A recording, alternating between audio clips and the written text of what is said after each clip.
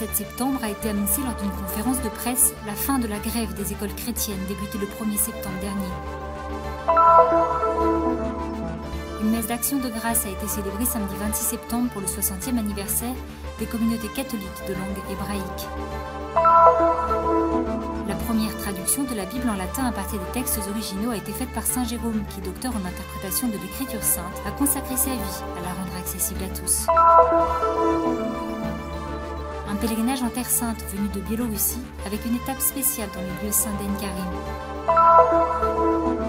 La communauté franciscaine, des religieux et des pèlerins ont célébré à Emmaüs el-Koubeibé les disciples d'Emmaüs Saint Siméon et Saint Cléophas à qui Jésus est apparu après sa résurrection.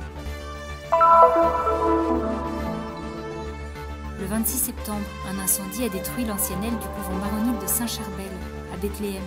Des sources policières affirment qu'il s'agit d'un incendie criminel.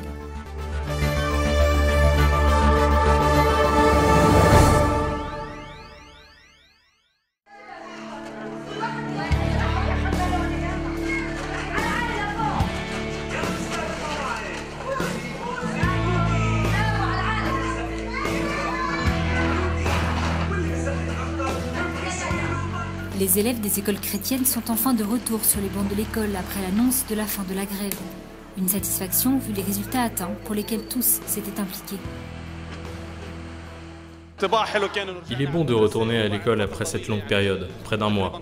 Tout le monde est excité de retourner à l'école. C'est un sentiment agréable d'être enfin de retour à l'école.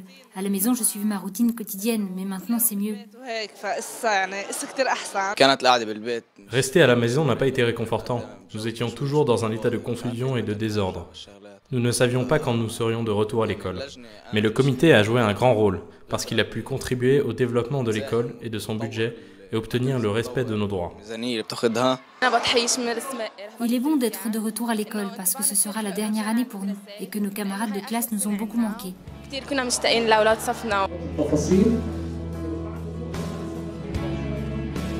En effet, s'est tenue une conférence de presse le dimanche 27 septembre, au cours de laquelle le secrétariat général des écoles chrétiennes a annoncé la fin de la grève qui avait débuté au début de l'année scolaire. Son Excellence Monseigneur Jacinto Bulus Marcuzzo, vicaire patriarcal pour Israël, a souligné à l'occasion l'importance de l'union de l'ensemble de toutes les parties en soutien aux écoles chrétiennes, laquelle a permis d'obtenir ce résultat important.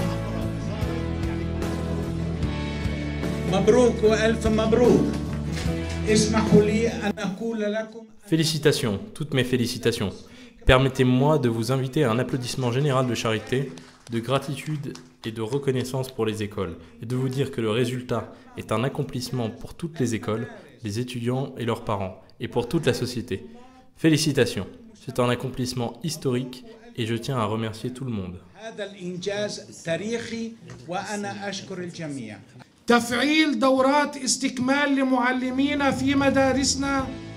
Le père Abdel Massir, directeur général du bureau des écoles catholiques en Israël, a ensuite lu une déclaration dans laquelle ont été expliqués les termes de l'accord, qui, entre autres points, prévoit le paiement de 50 millions de shekels en mars 2016 pour l'année scolaire en cours 2015-2016, ainsi que la mise en place d'un comité spécial pour évaluer le changement de statut juridique des écoles, qui seront désormais considérées comme reconnues, mais non publiques.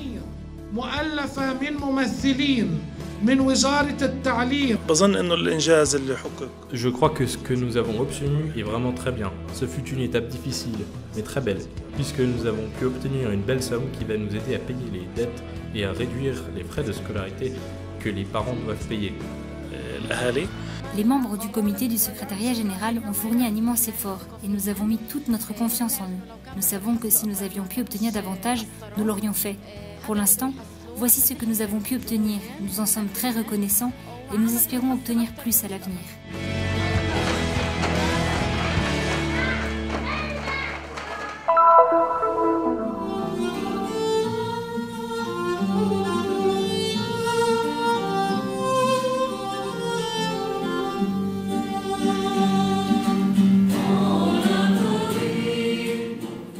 Non loin de Jérusalem, sur la route menant à Tel Aviv, se trouve une petite oasis de paix, entourée de fleurs, de pins et de palmiers. Le monastère de Notre-Dame Arche d'Alliance s'est rempli ce samedi 26 septembre de couleurs, de joie et d'allégresse. Tous étaient réunis pour fêter les 60 ans de la communauté catholique d'expression hébraïque.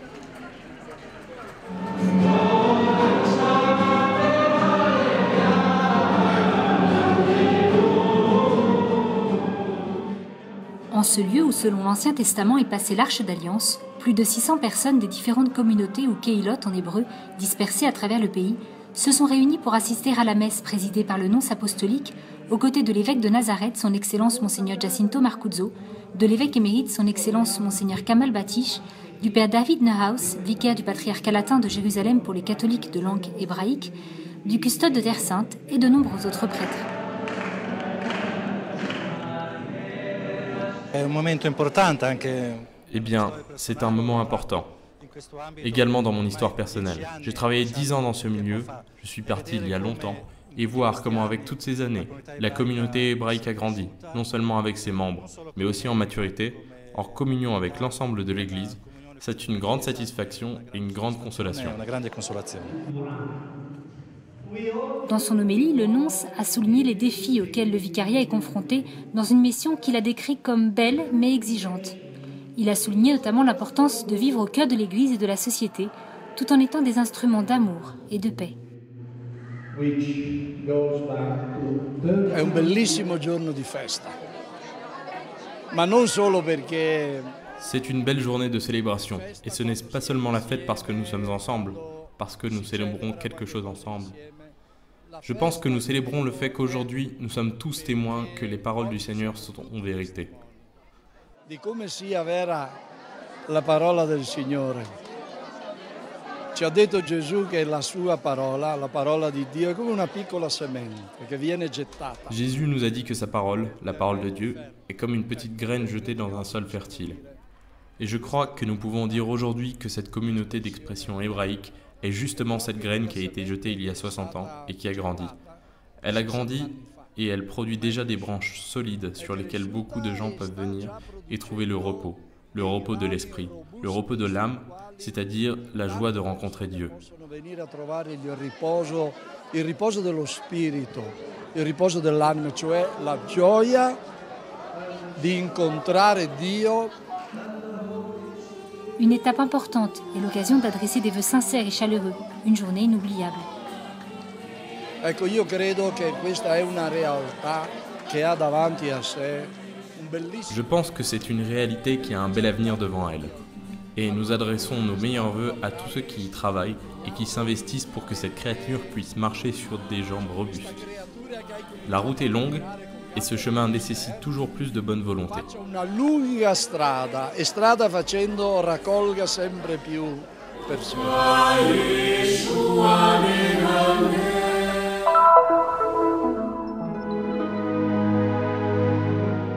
Aujourd'hui, la Bible est le livre le plus lu et le plus traduit dans le monde et peut être trouvé dans de nombreuses langues. في البدء كان الكلمة والكلمة كان لدى الله والكلمة هو الله. Egli era in principio presso Dio, tutto è stato fatto per mezzo di Lui, e senza di Lui niente è stato fatto di tutto ciò che esiste. Nela estava a vida, e a vida era a luz dos homens. The Word became flesh. He lived among us.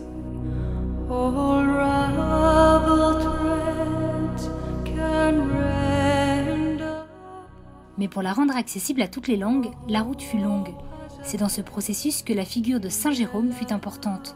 Docteur en interprétation de l'écriture sainte, philosophe, théologien et historien, il a réalisé la première traduction des textes originaux de l'hébreu et du grec au latin, la langue parlée par le peuple à cette époque. C'est pour cette raison que cette traduction fut appelée la Vulgate, c'est-à-dire la populaire. Saint Jérôme a qualifié son travail de retour à la vérité hébraïque, c'est-à-dire à la vérité des textes originaux. Del testo originale. Devant la connaissance que Jérôme avait de la parole de Dieu et devant la clarté de ses idées, le pape Damas lui confie la mission de traduire en latin les 4 évangiles, en étant le plus fidèle possible aux textes originaux. C'est à Rome que Jérôme achèvera la traduction des évangiles et une version des psaumes, traduits depuis le texte grec. Papa Damaso, lui andava molto d'accordo, ma con la morte di Papa Damaso, il s'entendait très bien avec le pape Damas, mais avec la mort de ce dernier, il décida de quitter Rome. À sa suite, marchaient également quelques femmes qui souhaitaient se consacrer à l'étude de la Bible, à mieux comprendre et à prier. notamment une femme de la noblesse romaine, nommée Paola, avec sa fille Eustochium et une autre femme, également de la noblesse de Rome, nommée Marcella. Certaines de ces femmes décidèrent de suivre Jérôme. Con lei c'era anche sua figlia, Eustochio, e altre nobili romane come Marcella, e alcune di loro decisero di seguire Girolamo. Après avoir quitté Rome, Jérôme se rend en Terre Sainte et découvre les lieux saints pour mieux comprendre les Écritures. Il décide alors de s'établir à Bethléem, et ce fut dans cette grotte située dans la basilique de la Nativité, près de l'endroit où Jésus est né, qu'il se consacre à son œuvre de traduction. Dunque Girolamo visse per più di 40 anni a Betlemme. Saint Jérôme a vécu à Bethléem pendant 40 ans et a consacré cette longue période à écrire de nombreux commentaires sur la Bible. Ses lettres sont également très célèbres, et c'est ici qu'il a achevé la traduction depuis l'hébreu de tout l'Ancien Testament. Di tutto l'Antico Testamento dalla lingua ebraica. La grotte est un lieu très visité par les pèlerins du monde entier, tous enchantés devant l'histoire de ce lieu.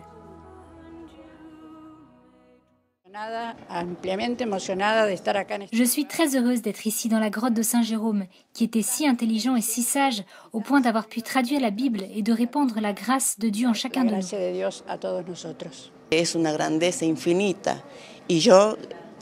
La Bible est un trésor inouï et je voudrais la connaître comme lui pour la transmettre à mes enfants, à mes petits-enfants et être vraiment utile au Seigneur.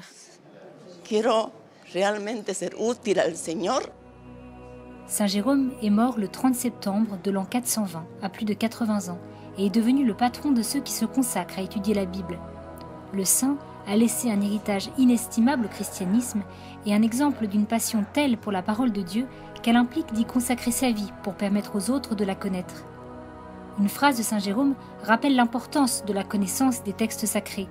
Celui qui ignore les Écritures ignore la puissance et la sagesse de Dieu. Par conséquent, ignorer les Écritures, c'est ignorer le Christ.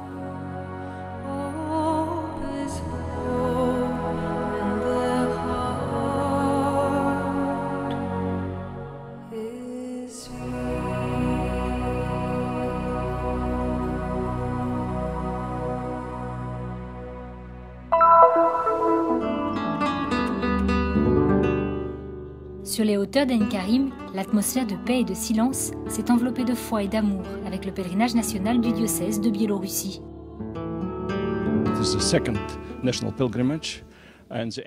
Nous sommes venus en pèlerinage national. C'est notre deuxième pèlerinage, non seulement pour visiter, mais surtout pour faire connaître la Terre Sainte à nos fidèles, les événements de l'Évangile, de l'Ancien Testament, etc. L'histoire de la vie de Jésus. Mais c'est aussi l'occasion de bénir deux panneaux, le Magnificat et le Benedictus. Magnificat and Benedictus. Deux sanctuaires importants, celui de la Visitation et celui de Saint Jean-Baptiste, des lieux qui ont changé l'histoire du salut. Comme l'a souligné dans son interview l'archevêque de Minsk, la Vierge Marie a été exaltée par Dieu pour son humilité, sa foi, et a été protégée par la main de Dieu. Voilà la clé pour comprendre Marie, l'histoire du salut, et pour comprendre tout homme. Car la clé du salut se trouve en chaque homme, et comme il est arrivé à Zacharie qui fut visité par Dieu, à travers eux, Zacharie, Élisabeth et surtout la Vierge Marie, Dieu visite chaque homme.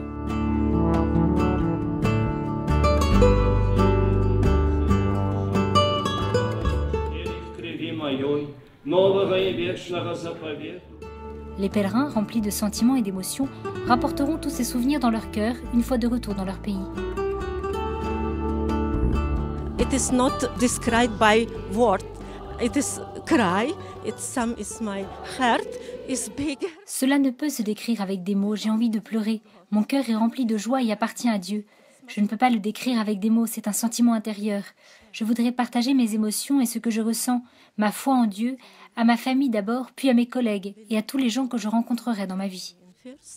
And my colleague in my small company and each other to people which I meet in my life.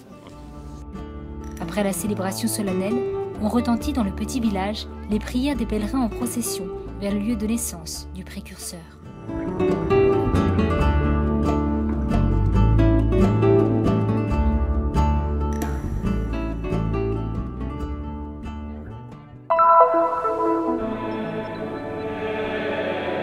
La ville palestinienne d'Emmaüs al-Kubaybé est le lieu d'une histoire importante racontée par l'évangéliste Luc. Selon la tradition suivie par les franciscains, ce serait l'endroit où Jésus apparut à 2 disciples après sa résurrection.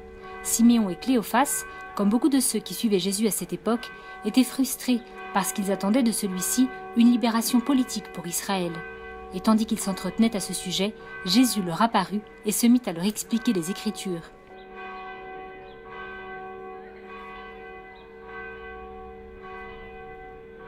La mémoire des 2 saints a été célébrée par la communauté franciscaine et les chrétiens de Terre Sainte dans cette basilique dédiée à la manifestation de Jésus.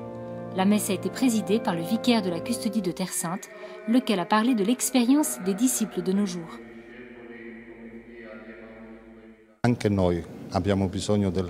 Nous aussi, nous avons besoin de conversion.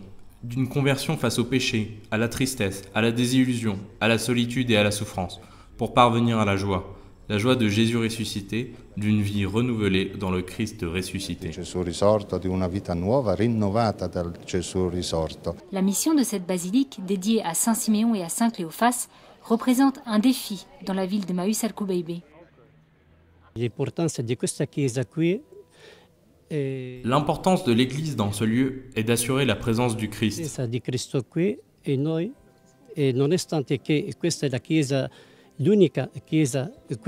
C'est la seule Église de la ville et, par conséquent, notre présence ici dépend de son maintien. Dans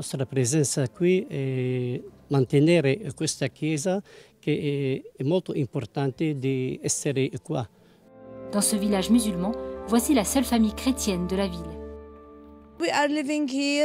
Nous vivons ici et nous sommes heureux d'être ici en tant que famille chrétienne parce que c'est là un lieu saint. Nous sommes avec Jésus et il nous aidera toujours.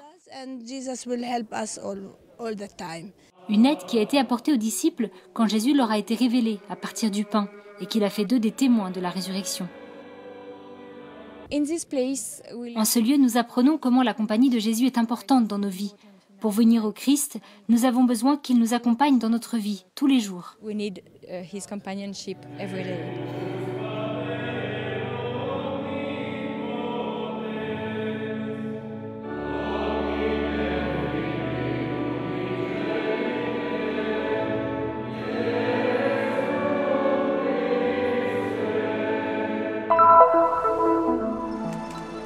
Ce 26 septembre, un incendie a détruit l'enseignelle du couvent maronite de Saint-Charbel à Bethléem, causant de graves dommages à la structure du bâtiment.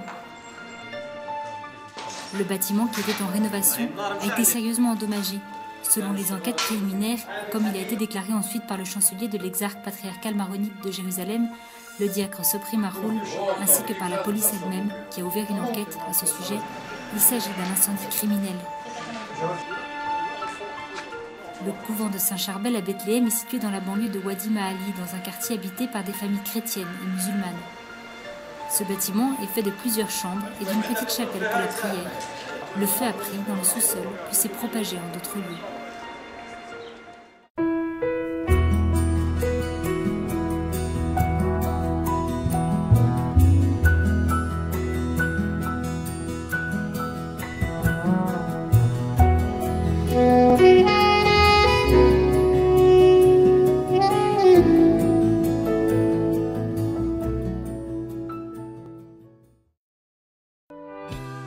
Le Terra Santa News est une production du Christian Media Center situé à Jérusalem, en Terre Sainte.